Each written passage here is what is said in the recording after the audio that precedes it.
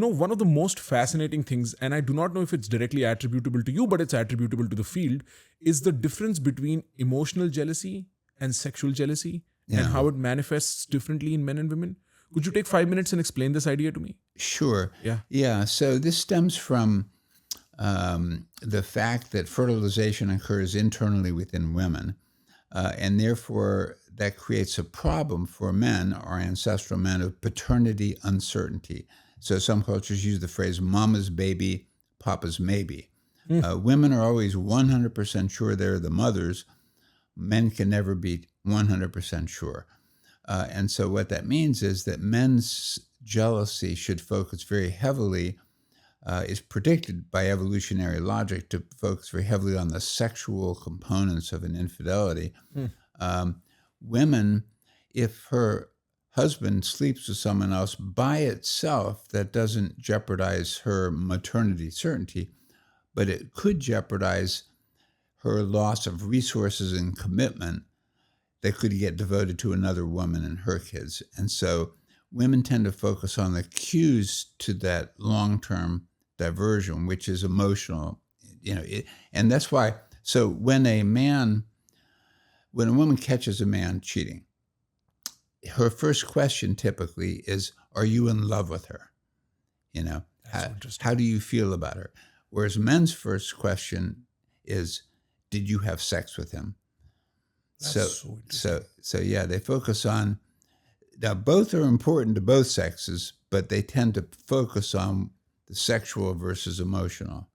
So I am much more concerned that my wife should not have sexual contact with another male, and my wife is much more concerned that I should not be giving flowers to another woman. Yeah. Yeah. That's very interesting. Or writing love letters. David, I have a question, and I've often wondered, because this is sort of this, it's kind of a joke, but this would basically mean that women are much more forgiving of men sexually cheating on them than if emotionally cheating on them. Well, are more forgiving of a man sexually cheating on her than men are of a woman sexually cheating. Okay. Is the way I would phrase it. So I would be much less forgiving if my wife is to cheat on me sexually than she would be if I were to cheat on her sexually. Yeah, much more likely to lead to divorce if she does.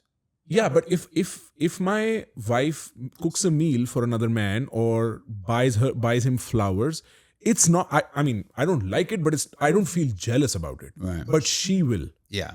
Interesting. Yes. Because it means I will give resources to her. Right. So I'll share resources, which is what she's in the pair bond for. Yeah, exactly. In part. In Yeah. part. Yeah. That's very interesting. So are people then monogamous? Is there a precise answer to the question? There's Christopher Ryan's book, Sex at Dawn here. He made a very famous case many years ago about people are programmed to be polygamous. We have the free sex community, the polygamy argument, all of this. And then there is a natural instinct for polygamy, for variety. Like, say what you will, men and women want a variety of partners. Maybe the scale of variety might differ. Men might want more variety, women might want less variety. But variety is important. And so where do you land on the question of... So I actually don't like the question as phrased. So I think the question is not are we monogamous, but rather do we have a long-term committed mating strategy? And I think we do, but we also sometimes mix in short-term mating and infidelity with that long-term mating strategy. So there's not one word that you can characterize all human mating as. So are we polygynous?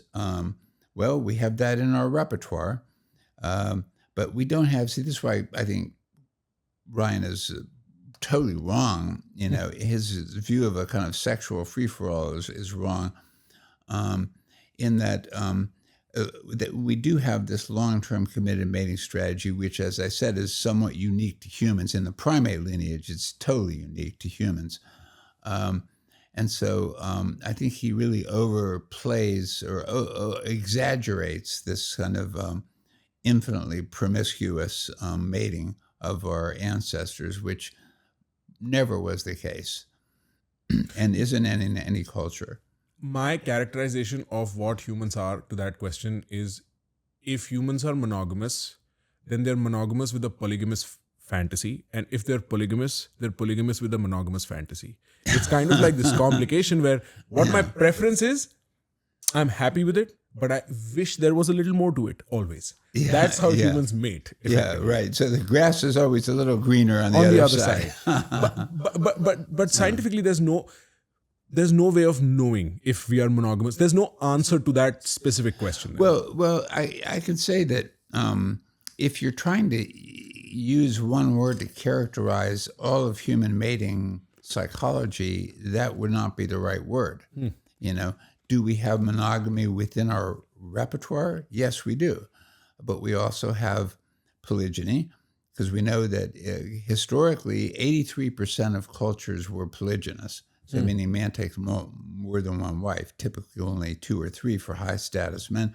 But even in polygynous cultures, many men and women choose to be just with one partner, you know. And so we have, it truly is complicated. And you can't say, I mean, you could say that we're socially monogamous, but that word monogamy doesn't capture the complexity of our menu of mating strategies. So it's not like Prakhar is a hammer or knife. Prakhar has access to a hammer and a knife and a screwdriver. Yes. So this is a toolkit, and I have access to a monogamy strategy, a polygamy, a short term, a long term. Right. And which one you tend to go for is going to depend on your age, your mate value, the sex ratio in the population. Is there a surplus of women? Is there a surplus of men? Whether you're living in an urban environment or a rural environment. So it's going to depend on a variety of factors, but predictable factors. So it's not random. It's complicated, but it's not random.